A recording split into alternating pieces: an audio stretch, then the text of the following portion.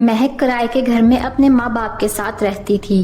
पिछले 2 महीनों से महक के वालिद के पास कोई काम नहीं था, जिसकी वजह से उन्हें बहुत तंगी का सामना करना पड़ रहा था।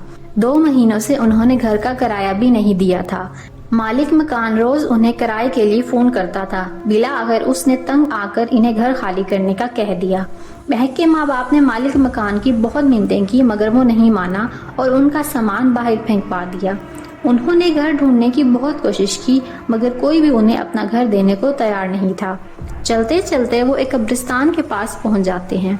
उस कब्रिस्तान के आसपास कोई आबादी नहीं थी। महक की माँ कहती है, हमें यहीं रुक जाना चाहिए, यहाँ आसपास कोई आबादी नहीं है, हमें यहाँ से कोई बाहर नहीं निकालेगा।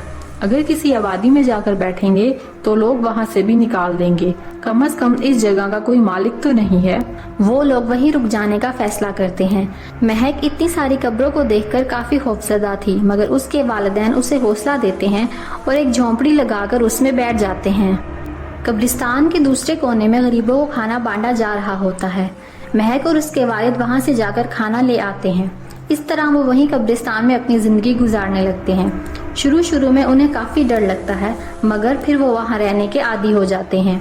एक रात सब सो रहे होते हैं और महक को नींद नहीं आ रही होती।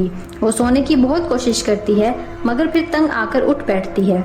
झोपड़ी के अंदर काफी गर्मी होती है। वो ठंडी हवा लेने के लिए बाहर चली जाती है। रात के वक्त कब्रिस्तान का मंजर मजीद खौफनाक लग रहा होता है। महक अंदर जाने का सोच ही रही होती है कि उसे कब्रों के बीच एक लड़की बैठी हुई दिखाई देती है। पहले तो वो डर जाती है, मगर फिर हिम्मत करके उसके करीब जाती है और कहती है, तुम कौन हो और रात के इस वक्त कब्रिस्तान के बीच में क्या कर रही हो? तुम्हें डर नहीं लगता? वो लड़की कहती है, जैसे तुम इस कब्रिस्तान में अपने घर वालों के साथ रहती हो, इसी तरह मैं भी यहाँ रहती हूँ। मुझे नींद नहीं आ रही थी तो मैं बाहर आकर खेलने लग गई। आओ तुम भी मेरे साथ खेलो। महक खुशी खुशी उसके साथ खेलने लगती है। वो भी अकेले रह रहकर बोर हो चुकी थी। वो दोनों बहुत अच्छी दोस्तें बन जाती हैं और रोजाना रात को खेलने के लिए बाहर आ जाती हैं। एक रात महक उस लड़की से कहती है, तुम सिर्फ रात के वक्त ही क्यों खेलने आती हो? दिन में क्यों नहीं आती? और तुम्हारा नाम क्या है? तुमने कभी बताया ही नहीं।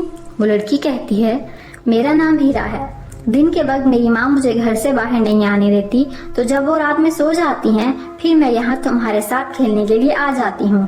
वो देखो, वो सामने मेरा घर है। हीरा उसे इशारे से अपना घर दिखाती है। आज हीरा महक के लिए एक टिफिन में खाना भी लेकर आती है, जो कि बहुत मजे का होता है। महक ने ऐसा खाना कभी नहीं खाया होता। इसी तरह रोजाना हीरा और महक रात के वक्त उस कब्रिस्तान में खेलती हैं और हीरा रोजाना महक के लिए कुछ न कुछ खाने को लेकर आती है। थोड़े दिनों बाद हीरा महक के लिए खाने की बजाय महंगे महंगे गिफ्ट लाने लगती है।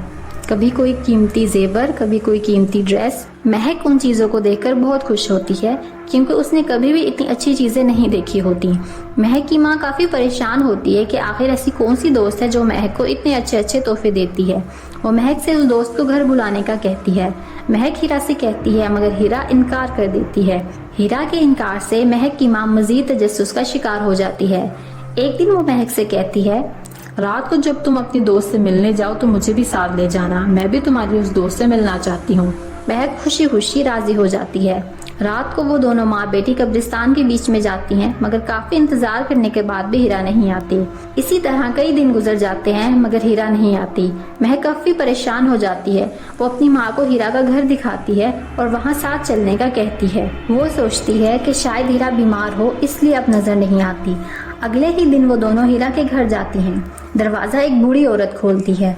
वो इन दोनों को अंदर ले जाती है। महक इस बूढ़ी औरत से कहती है, आंटी क्या हीरा की तबीयत खराब है? वो इतने दिनों से बाहर नहीं आई। पहले तो रोजाना मेरे साथ खेलने के लिए आती थी।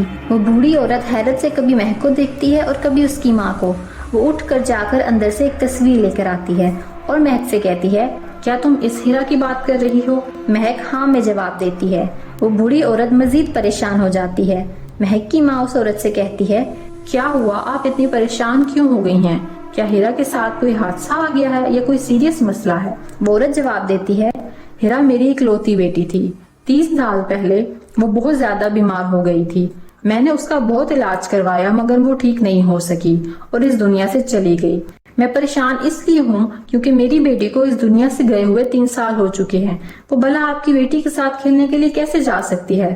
ادھر سامنے والے قبرستان میں ہی اسے دفن کیا گیا تھا۔ یہ سب سن کر مہک کے چہرے کا رنگ بدل جاتا ہے۔ وہ سوچتی ہے کیا وہ اتنے ٹائم سے ایک مردہ لڑکی کے ساتھ کھیل رہی تھی؟ وہ دونوں گھر آ جاتی ہیں۔ مہک کو تیز بخار چڑھ جاتا ہے۔